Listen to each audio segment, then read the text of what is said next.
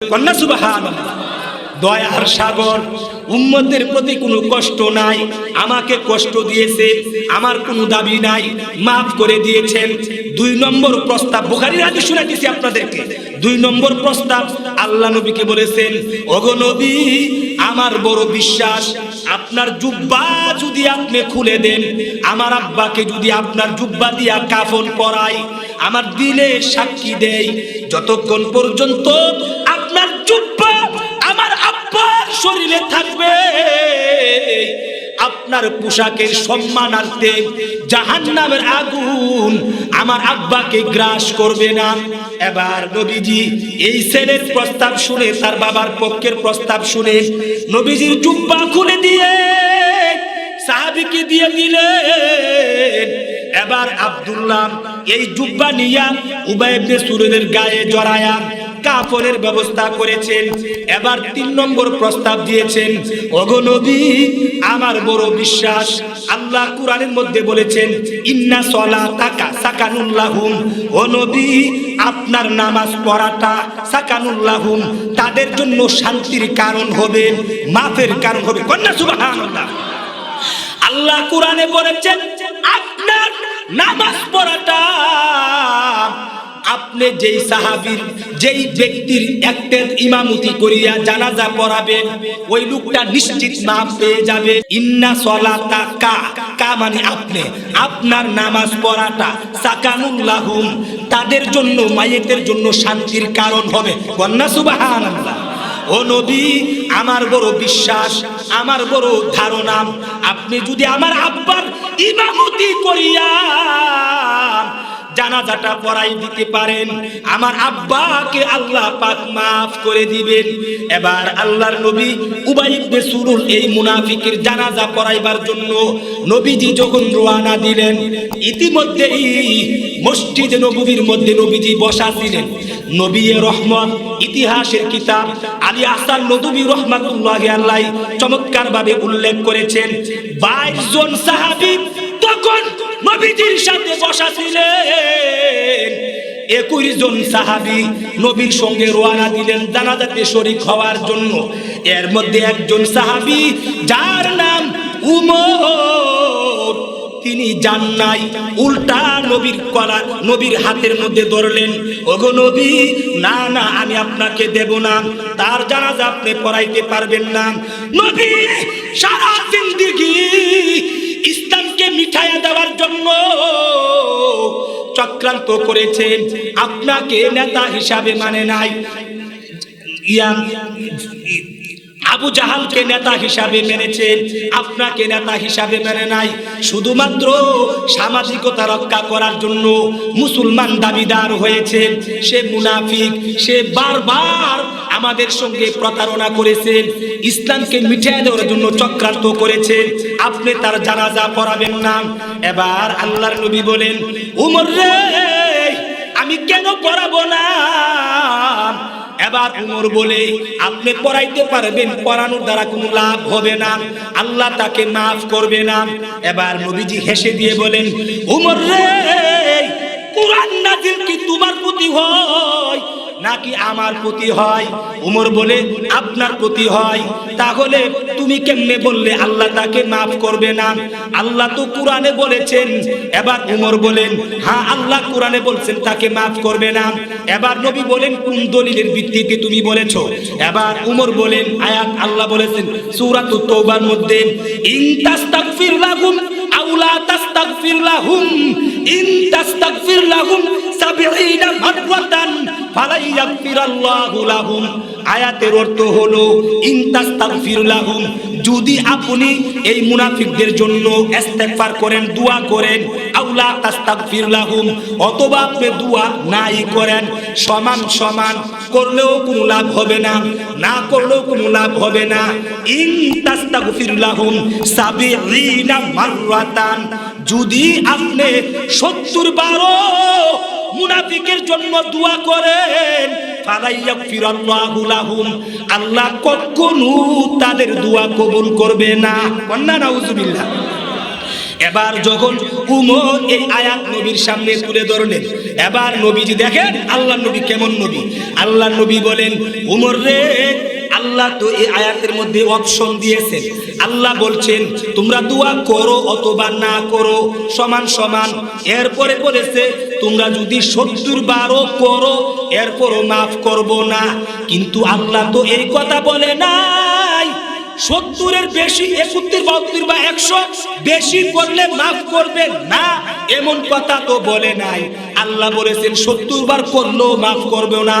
আমি দেখি না 71 বা 72 বা আরো বেশি করলে আল্লাহ মাফ করে কি না, কন্যা সুবহানাল্লাহ।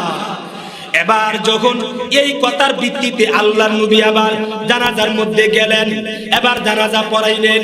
আমার ভাইরা, আল্লাহর নবী উবাই ইবনে সুলুলের জানাজা পড়াইয়া উনার ছেলে প্রস্তাব দিলেন, ওগো নবী, আমার আব্বার লাশটাকে আপনি কবরে দাফন করেন। এবার আল্লাহর নবী নিজের হাতে এই মুনাফিকের লাশটাকে কবরে দাফন করলেন।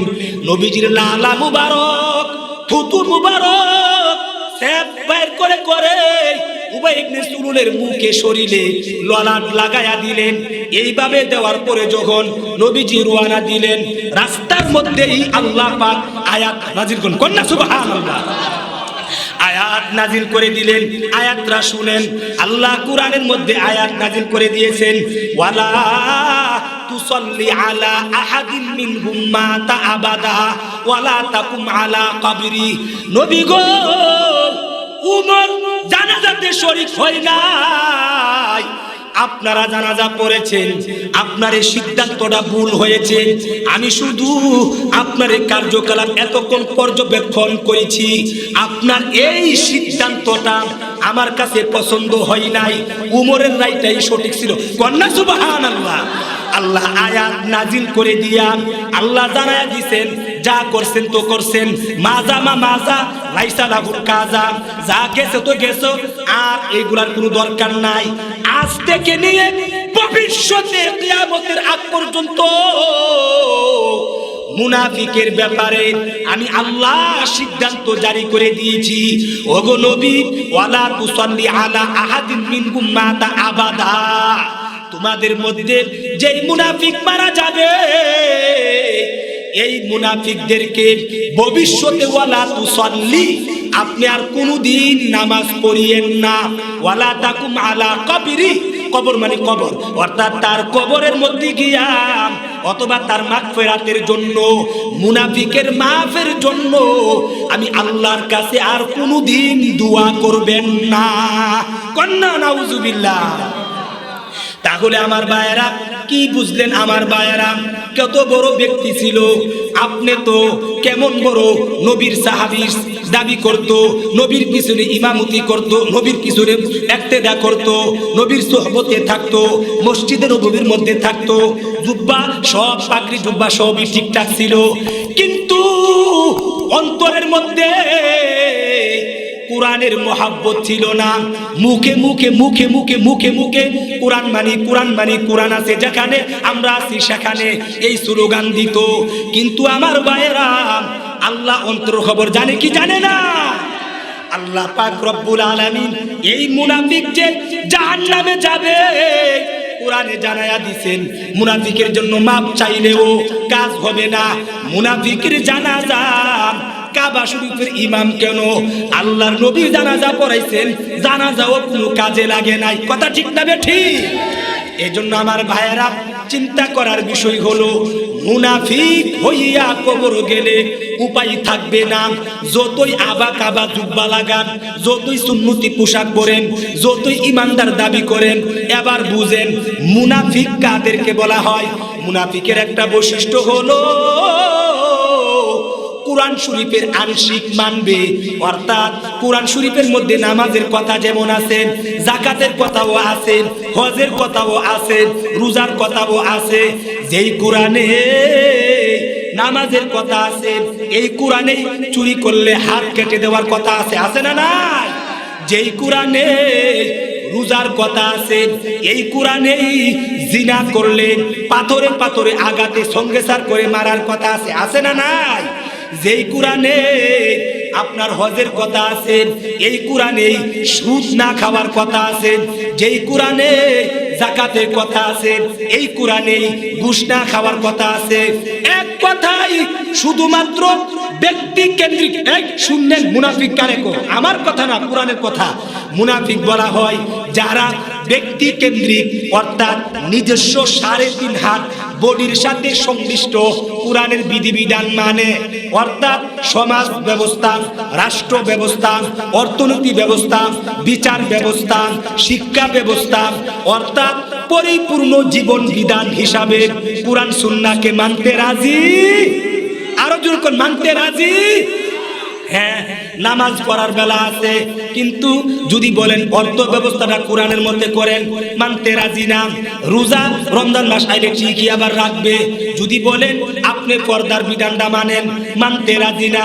যদি আবার হজ টাকা পয়সা হইলে পিকনিক করার জন্য বা এমনি বা ঘোরার জন্য সময় সময় মক্কা শরীফ গিয়া হজ করবে, যদি বলেন আপনি সুদ খাইবেন না, এতে রাজি না। না না না, এমন চরিত্র যাদের থাকবে তাদেরকে মুনাফিক বলা হয়। এজন্য আমার ভাইয়েরা, মুক্তি পেতে গেলে, নাজাত পাইতে গেলে আল্লাহ কোরআনে বলেছেন আফাতুমিনুনা বিবাদিল কিতাব, তোমরা কোরআনের কিছু অংশকে মানবে, ওয়াতাকফুরুনা বিবাদ, আর কোরআনের কিছু অংশকে ছেড়ে দিবে। যদি এমন করো তাহলে কি হবে শুনো। আল্লাহ বলেন ফামা জাযাউ মান ইয়াফআলু যালিকা মিনকুম খিজিয়ুম ইল্লা ফিল হায়াতিদ দুনিয়া, তাহলে তোমাদের জাযা বদলা হবে ইহকালের মধ্যে। খিজিয়ুম ফিল হায়াতিদ দুনিয়া, লাঞ্ছিত, অপমানিত এবং কি সর্বপ্রকারের সমস্যায় জর্জরিত থাকবেন।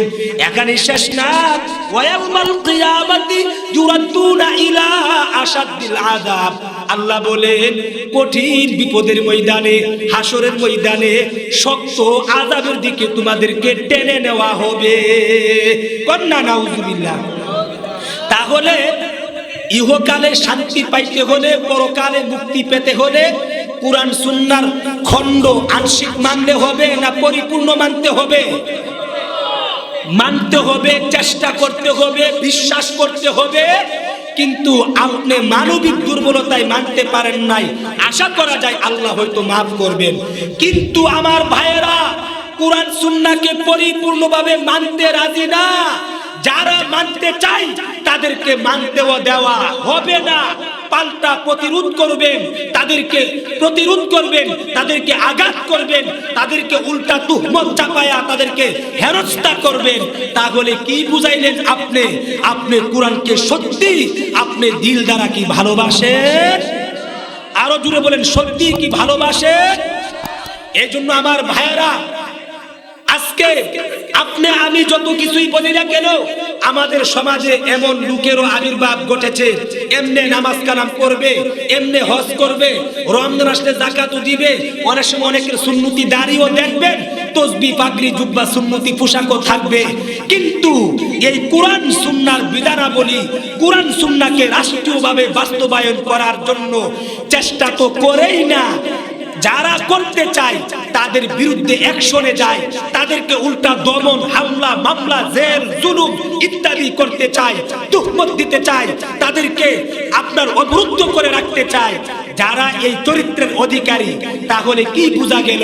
এরা যতই বলুক না কেন আমি মুমিন মুসলমান, কিন্তু কার্যকলাপে পরিষ্কার বোঝা যায় তাদের অন্তরে কোরআন সুন্নাহর শ্রদ্ধা, ভক্তি আর কি ঈমান নাই। কথা ঠিক না বেঠিক? আরো জুড়ে বলেন, ঠিক না বেঠিক? এই জন্য আমার ভাইয়েরা, মুনাফিক হইয়া কবর গেলে উপায় থাকবে না। উদখুলু ফিস-সিলমি কাফা।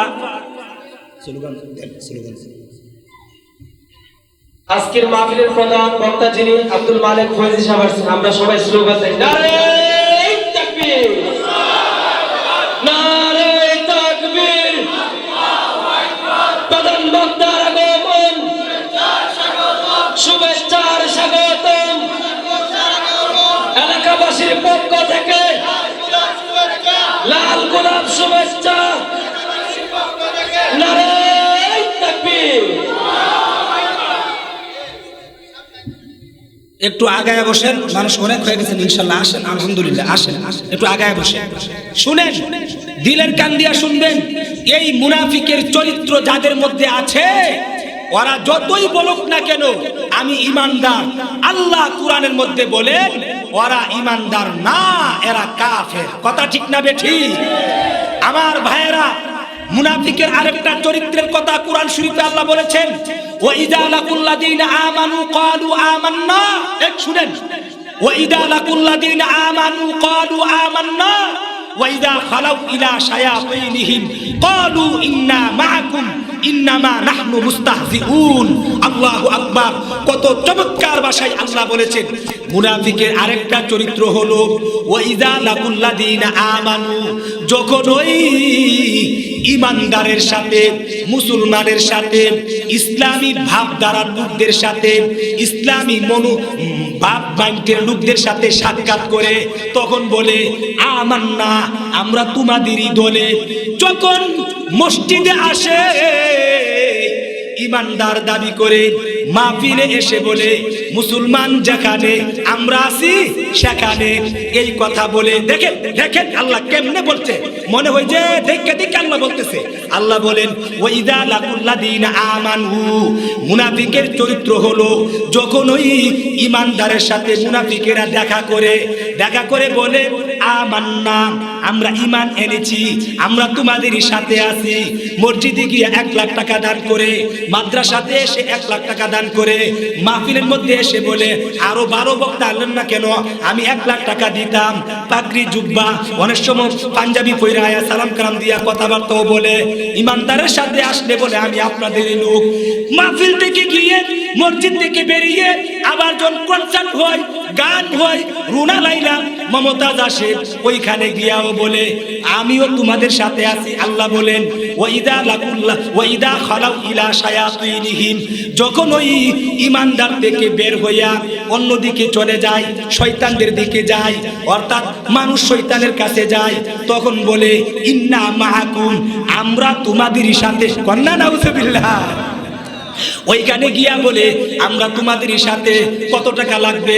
10,000 টাকা দিব, 5,000 টাকা দিব, আরো বড় গানাদার কেন আনলা না? ওইখানে আমি 1 লাখ টাকা দেব। ওইখানে গিয়া স্বীকারোক্তি দে, না রে ভাই না, ইমানদার যিনি হবেন তিনি ইমানের মধ্যেই থাকতে হবে। আমাদের সমাজে এমন অনেক ইমানদার দাবিদার আছেন, ইসলামের ঈদের সময় ঈদের নামাজে পড়ে, দুর্গা পূজা গিয়ে আবার দুর্গা পূজার মধ্যে গিয়া শরীক হয়। এমন মানুষও আছে মুসলমানদের মাহফিলে আসে, মাহফিলে টাকা দেয়, মাদ্রাসাতেও টাকা দেয়, আবার কালী পূজা দুর্গা পূজার মধ্যে গিয়া উদযাপন করে, দুল একতারা দিয়া কি নাচানাচি করে, দুর্গা পূজার মধ্যে গিয়া প্রবল ইত্যাদি কি আলোচনাও করে, আর স্লোগান বাইর করছে ধর্ম যার যার, উৎসব সবার। ওরে ভাই, না রে না, নাম কুরআন সুন্নাহর বিধান হলো ধর্ম যার, উৎসব তার। ধর্ম যার, উৎসব তার। যেমন আমার ধর্ম ইসলাম, ঈদের নামাজ এটা আমার উৎসব, আমার ধর্ম ইসলাম। জুমার নামাজ এটা হলো আমার উৎসব। কুরবানি করা এটা আমার ধর্মের বিধান, আর কুরবানি করা এটা আমার উৎসব। এই জন্য আমার ভাইয়েরা, ধর্ম যার, উৎসব তার। এই জন্য যেমন আমাদের ধর্মে কুরবানি করাটা হলো ইবাদত, হিন্দু ধর্মে গরু কুরবানি করা ইবাদত তো দূরের কথা, কল্লার উল্টা মাইরা ফেলবো, কারণ গরু হইলো এদের গোমাতা। কথা ঠিক না বে ঠিক? ভারতের মধ্যে মুসলমান কুরবানি করার কারণে হাজার হাজার মানুষদেরকে হত্যা করা হচ্ছে। তাহলে কি বোঝা গেল?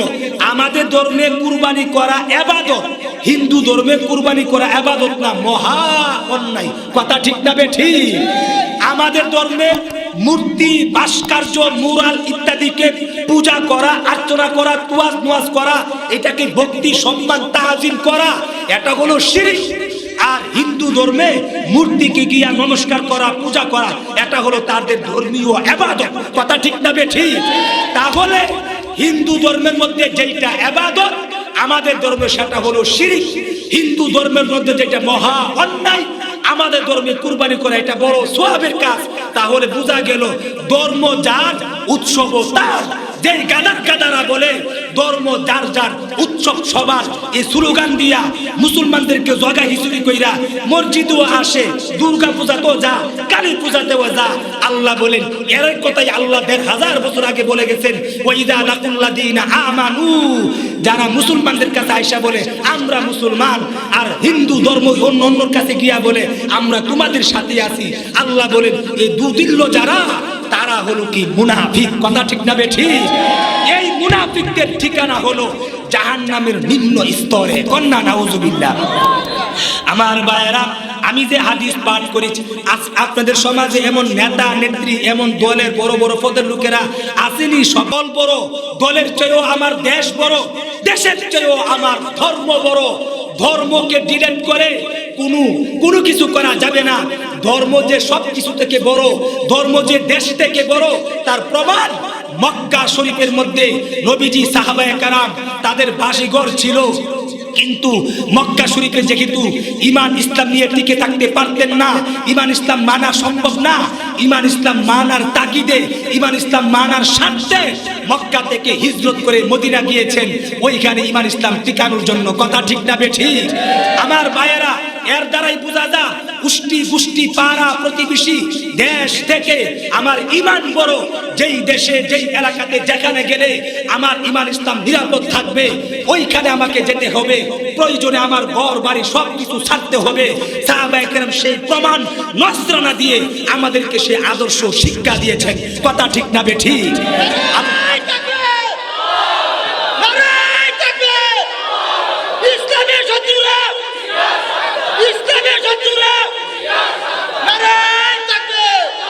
এই জন্য আমার ভাইয়েরা, আমার দেশ থেকে, আমার দল থেকে, আমার সব কিছু থেকে আমার ধর্ম বড়।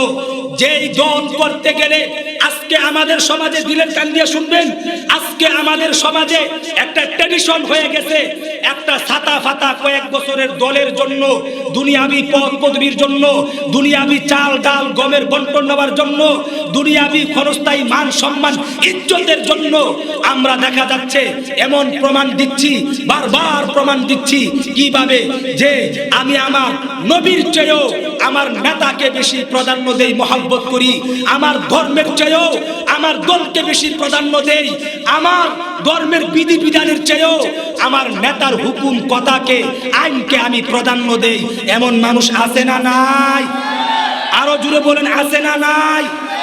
আজকে ব্যক্তি মুহাম্মদুর রাসূলুল্লাহ সাল্লাল্লাহু আলাইহি ওয়াসাল্লামকে কটূক্তি করা হয় নবীর উলঙ্গ ছবি দিয়া, উলঙ্গ নারীর ছবি দিয়া, জিনার পোস্ট দিয়া সেয়া ছবি ভাইরাল করে, আর বলে লুচ্চা নবী, বদমাশ নবী, নবীকে ব্যঙ্গাত্মক করে। কিন্তু দেখা যাচ্ছে এই দেশের এমন বহু রাজনৈতিক সংগঠনের লোকেরা আছে যারা কোনোদিন রাজনৈতিক ব্যানারের মাধ্যমে কোনোদিন আল্লাহর নবীর এই অপমানের ব্যাপারে তাদের দিলটা কাঁপে না, তাদের অন্তরটা নাড়া দেয় না, সাংগঠনিকভাবে কোনোদিন প্রতিবাদ প্রতিরোধ তারা করে নাই, একটা মিছিল মিটিং করে নাই। আমার ভাইয়েরা, এই লোকগুলিকে দেখা যাচ্ছে তাদের নেতার ব্যাপারে যখন কেউ ফেসবুকে বা কোনো কাজে কটূক্তি করে, অপমানজনক কথা বলে, রাত পোহাতে হয় না, আধা ঘন্টার মধ্যে তাদেরকে গ্রেফতার করে নিয়ে যায়। কথা ঠিক না বেঠিক? তাহলে কি বুঝাইলেন? আপনার নেতার মহব্বত, আপনার নেতার দলের মহব্বত, নেতার মহব্বত আমার নবীর চেয়েও আপনার অন্তরে বেশি কাজ করে। কথা ঠিক না বেঠিক? অথচ আল্লাহর নবী পরিষ্কার ভাষায় বলেছেন, লা ইউমিনু আহাদুকুম হাত্তা আকুনা হাব্বা ইলাইহি মিন ওয়ালিদিহি ওয়া ওয়ালাদিহি ওয়ান নাসি আজমাইন।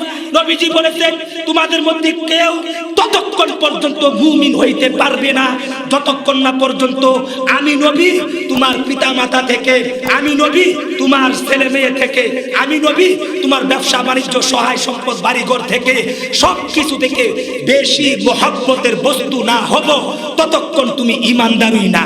কন্যা ঠিক না বেঠিক? এই হাদিস যখন আল্লাহর নবী বলেছেন, তখন আল্লাহর নবীর এক সাহাবী হযরত উমর রাদিয়াল্লাহু তাআলা আনহু তিনি দাঁড়ায় গেলেন, তিনি বললেন, লা আনতা ইয়া রাসূলুল্লাহ, ওগো নবী, আহাব্বু ইলাইয়া মিন কুল্লি শাইইন ইল্লা মিন নাফসি, আমি আমার সব কিছু থেকে আপনাকে বেশি ভালোবাসি, কিন্তু আমি আমার জীবন থেকে আপনাকে বেশি ভালোবাসি না। এই কথা যখন উমর বলেছেন, সাথে সাথে আল্লাহ নবী বলেছেন, ফাকালা লা ওয়াল্লাযী নাফসি বিয়াদিহি হাত্তা আকুনা হাব্বা ইলাইকা মিন নাফসিকা। হে উমর শুনো, আমার দিকে তাকান, আমার দিকে তাকান, গুরুত্বপূর্ণ কথা। আল্লাহ নবী বলতেছেন, হে উমর, যতক্ষণ পর্যন্ত তুমি, আমি নবী তোমার সব কিছু থেকে, এমনকি তোমার জীবন থেকে বেশি মহব্বতের বস্তু না হব, ততক্ষণ তুমি ঈমানদারি হবে না। কন্যা সুবহানাল্লাহ। এবার আল্লাহ নবী বলেছেন, এবার উমর বলেছেন, ওগো নবী, ওয়াল্লাহি আহাব্বু ইলাইয়া মিন নাফসি, আমি ঘোষণা দিলাম, আমি নবীও আমি আমার জীবন থেকে আপনাকে বেশি ভালোবাসি। এবার উমর বলছেন, ফাকালা ইয়া উমর তাম্মা ঈমানুকা। উমর রে, আমিও ঘোষণা দিলাম এবার তুমি পরিপূর্ণ শতবার ঈমানদার হয়েছো। ঘটনাটা একটু দিলের কান দিয়ে শুনেন। উমর, নবী বলছে সব কিছু থেকে বেশি মহব্বত না করলে ঈমানদার হবে না। উমরে দাঁড়ায়া বলছে, আমি সব থেকে ভালোবাসি, কিন্তু আমার জীবন থেকে বেশি ভালোবাসি না। যেই জায়গাতে আপনার পক্ষে থাকতে গেলে, আপনার দিন মানতে গেলে, আপনার সুন্নত মানতে গেলে আমার প্রাণনাশের সম্ভাবনা আছে, আঘাতপ্রাপ্ত হওয়ার সম্ভাবনা আছে, আমার বেজ্জতি হওয়ার সম্ভাবনা আছে, এই ক্ষেত্রে আমার জীবন বাঁচাইতে গিয়া আপনার নবীকে ছেড়ে দেব। নবীর সাথে সাথে বলছে, আমি কসম দিয়া বলি, তুমি ঈমানদারও হতে পারবে না। এবার উমর চতুর্থ দফায় বলেছেন, নবী যদি এমনই হয়, তাহলে আমি ঘোষণা দিলাম, আমি আমার জীবন থেকেও আপনাকে বেশি ভালোবাসি। সুবহানাল্লাহ। তাহলে কি বোঝা গেল? নবীকে নিজের জীবন থেকে বেশি ভালোবাসতে হবে। আজকে নবীর চেয়েও ব্যক্তি না, আমার নবীর চেয়েও নেতার মহব্বত বেশি। নবীকে কটূক্তি করলে কোনো কিছু হয় না, সকালবেলা ধরলে এই ধরাটাও দেখা যায় কি নিরাপত্তার জন্য, বিকালবেলা ছেড়ে দেওয়া হয়। কিন্তু নেতার বেলা কটূক্তি করলে আমরা মিছিল, মিটিং, অবরোধ, হরতাল ইত্যাদি শাস্তির জন্য কি চাপায়া পড়ি। বোঝা গেল নবীর চেয়েও ব্যক্তির মহব্বত বেশি। কুরআন সুন্নাহর বিধিবিধান কাটছাট করা হচ্ছে, আমাদের দিল কাঁপে না, কিন্তু দলের কোনো কথা বললে ঠিকই জাপায়া পড়ি। আমার ভাইয়েরা, কুরআন সুন্নাহর ধর্মের ব্যাপারে গুজরাটের কসাই মুদি হাজার হাজার লোককে বিনা কারণে হত্যা করেছে। রোহিঙ্গাদেরকে যখন এই মায়ানমারের জান্তা সরকার যখন বিনা কারণে হত্যা করেছে ধর্মের ভিত্তিতে, আল্লাহ নবী বলেছেন, মুসলমান হলো একটা দেহের মতো, দেহের ঠ্যাঙ্গের মধ্যে পায়ে আঘাত পাইলে যেমন সারা শরীরে খবর হয়ে যায়, পৃথিবীর যে কোনো প্রান্তে একজন মুমিন মুসলমান আঘাতপ্রাপ্ত হলে, ইসলাম ধর্ম যেহেতু দেহের মতো সবাই আঘাতপ্রাপ্ত হওয়ার কথা। আমাদের সমাজে এমন বহু লোক আছে ধর্মের চেয়েও দলকে প্রাধান্য দেয়। দলের কোনো ব্যক্তি আঘাতপ্রাপ্ত হলে সারা দেশ হরতাল, অবরোধ সবকিছু করে, কিন্তু আমার ভাইয়েরা, ধর্ম আঘাতপ্রাপ্ত হলে ধর্মের ব্যাপারে কেউ মাঠেও নামে না, কথাও বলে না। যারাই কথা বলতে যায় পাল্টা তাদের বিরুদ্ধে অ্যাকশনে যায়। এমন লোক আছে না নাই?